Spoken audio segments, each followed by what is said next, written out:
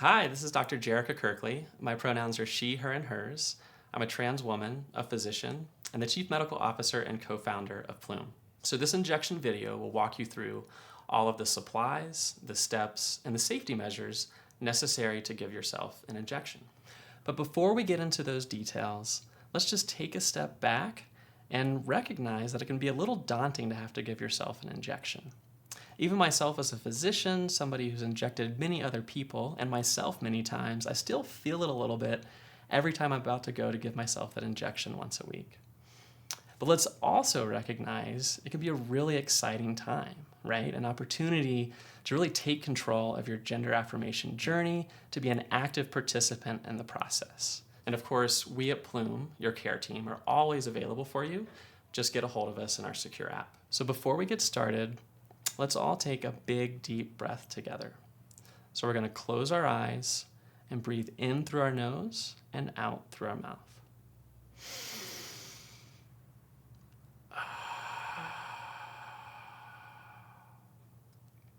And I also want to say that you are valid, you are loved, and we support you no matter what.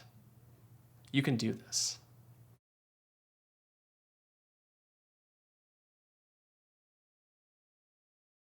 The first thing we have is the vial of medication itself. For me, this is estradiol, and both estradiol and testosterone are suspended in a thick oil. So everything we talk about today applies for each. And you want to store your vial of medication in an area that's room temperature and also not exposed to light. So up on a shelf in a closet is a great place to put it. That's where I put mine. Another thing with the medication you always want to check for before you give it is that it's clear. And so you can do this just by holding it up to a light source, looking through, making sure it's clear, there's no debris floating around. And the next thing you'll need is a syringe. This is a 1 milliliter syringe, or 1 ml. And this is what we're actually going to use to draw up the medication and then push the medication into our bodies.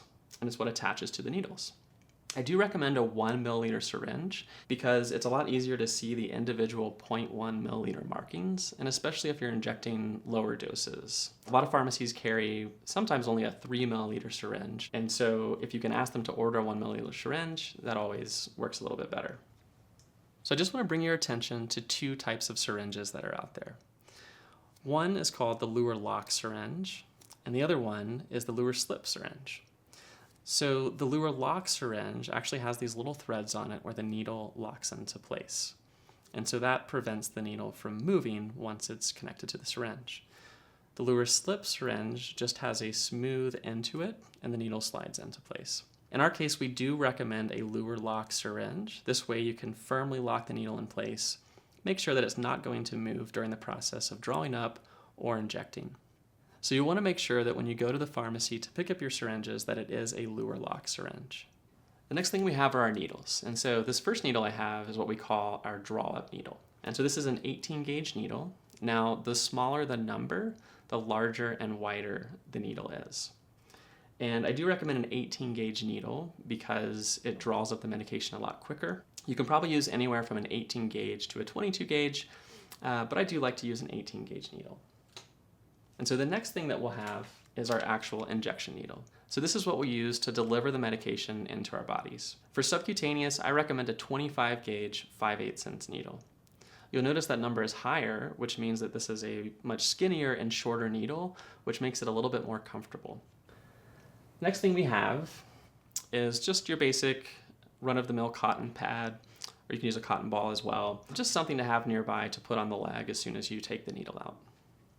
Next, we have 2 alcohol swabs. So we're going to use one of these swabs to wipe the vial with before we draw the medication out. And we're going to use the other alcohol swab to swab our skin and make sure everything's clean before we actually give the injection. Then we have a bandage. This is what you'll put on the site where you give the injection as soon as you're finished. I do recommend a children's bandage as it adds a little bit of fun in this process.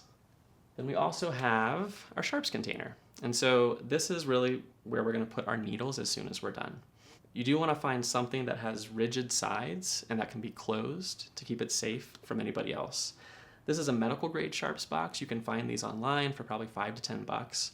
But you can also use just your basic household items such as a laundry detergent container, perhaps a kitty litter container, or maybe even an orange juice bottle, just anything that has hard sides and can be closed.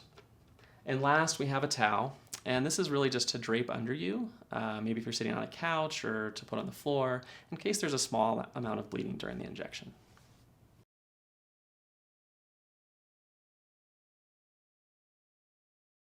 So let's talk about how to prepare your vial of medication. So both estradiol and testosterone, as I mentioned, are suspended in pretty thick oils. So one thing that can be helpful is to warm up the vial slightly, just to enable the medication to be delivered a little easier. And you can do that simply by rolling the vial in your hands 5-10 times back and forth, again, just to warm it up a little bit. Now, another way you can warm up the vial is just to run it under warm water in the sink. With testosterone in particular, it sometimes gets crystals in it when it gets too cold.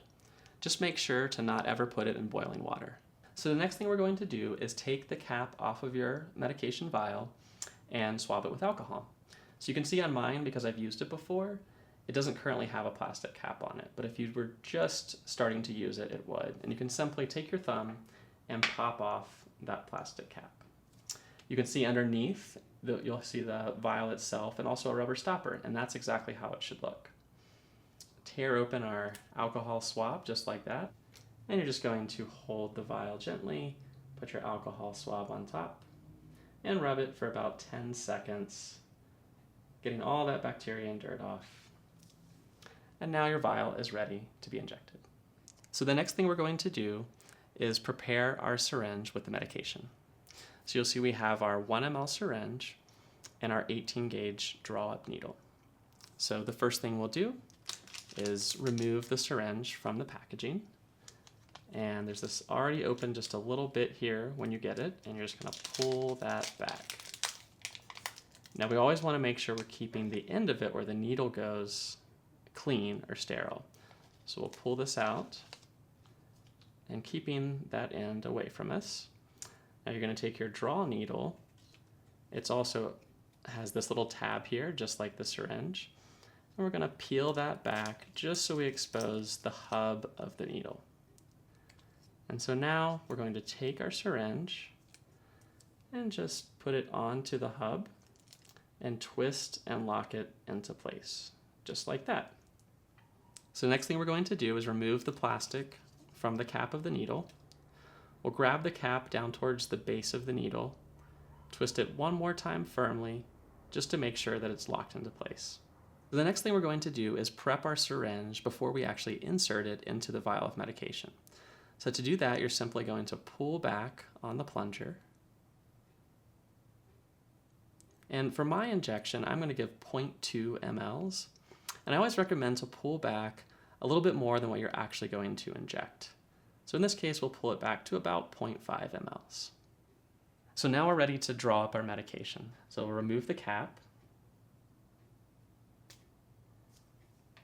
You can see the vial is just sitting down on the table.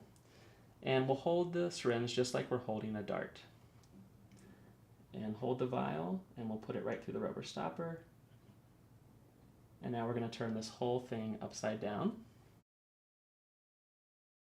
So you'll see I put the needle all the way in. So you want to pull that needle back just a little bit so that it is well within the fluid and not above the actual level of the medication.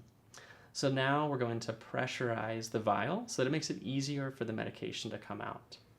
So we're going to push all this air into the medication that we drew up before. You can see little air bubbles coming out of the needle. And we'll just push that all the way in. And now we're going to reposition and just pull back on the syringe. And now you can see medication starting to fill into the syringe. And so it's totally fine to just keep pulling back more than what you actually, again, are going to need to inject. And you'll see there's little air bubbles in the medication itself in the syringe. And so to get those out, we can just kind of tap it a little bit and let those float to the top. And then we'll gradually push the medication back into the vial. until we arrive at the actual mark that we want to inject with.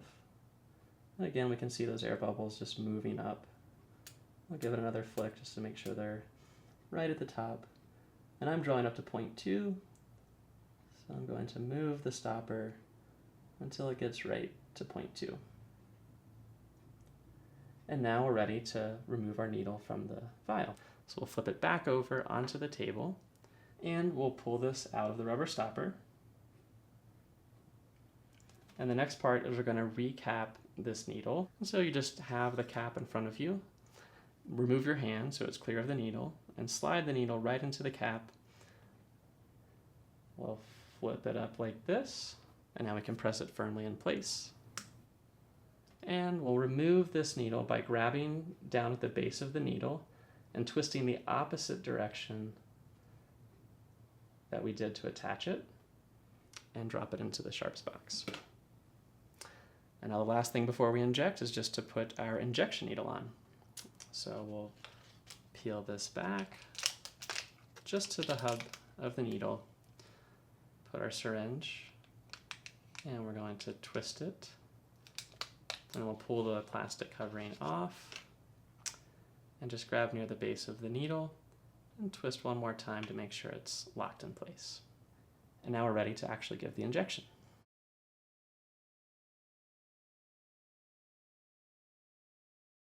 So when you're giving a subcutaneous injection, you can give it either sitting or standing, whatever feels most comfortable to you.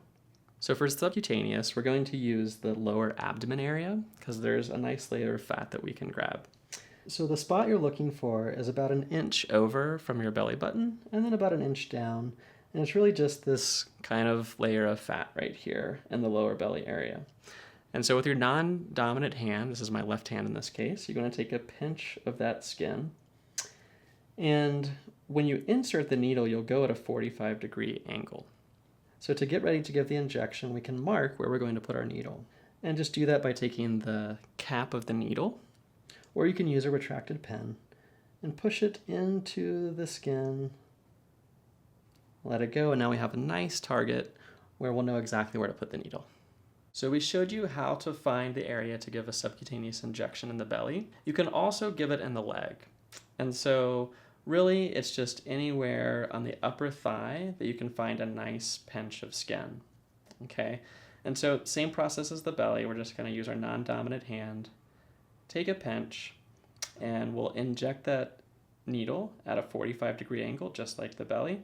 And the same thing as before, we'll go ahead and mark a little spot where we'll know where to put the needle. So I'll just press this in, and now I have a nice little target there. So now we're going to prep our skin before our subcutaneous injection. So we'll open up our alcohol swab, we'll pull it out, and we're just going to put it right on that little target that we made before. And we're going to gradually make bigger circles, moving outwards. And now we're ready to go.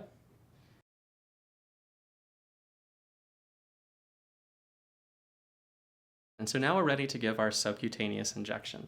So to remove this cap of the needle, we're going to pull back the safety cap and then pull the plastic cap off.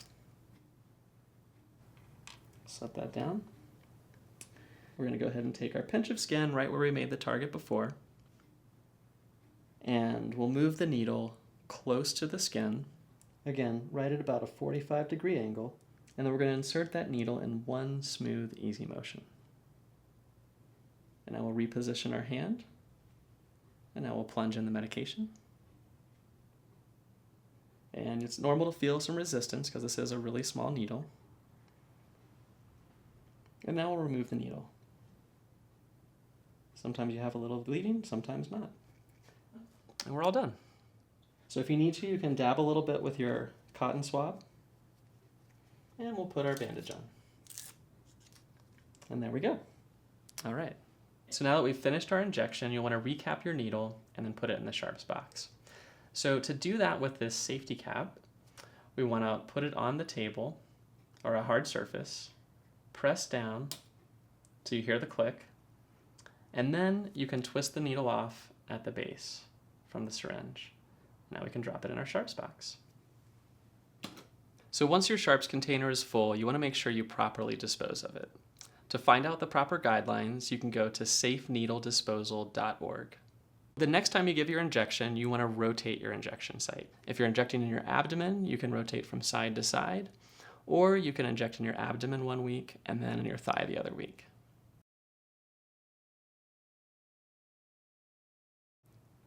So a lot of people ask if you need to aspirate when you're doing a gender-affirming care injection. So the technique of aspiration is when you've inserted the needle and then you pull back on the plunger of the syringe to see if any blood moves into the syringe before you actually insert the medication. Now, the idea to do this comes from wanting to know if you have accidentally inserted into a significant blood vessel. But with gender-affirming care injections, whether you're doing subcutaneous or intramuscular, we're specifically picking areas that don't have major blood vessels that you could enter into. So this would be extremely unlikely. And the medications themselves, even if they happen to go into a blood vessel, do not cause significant consequences. Now, they've actually studied the need to aspirate or not in multiple studies, including with children, and the recommendation has come out that you do not need to aspirate, because largely this causes a longer time that the needle is in the body, could produce more trauma and more pain in the injection process. And therefore, we do not recommend aspirating while doing these injections.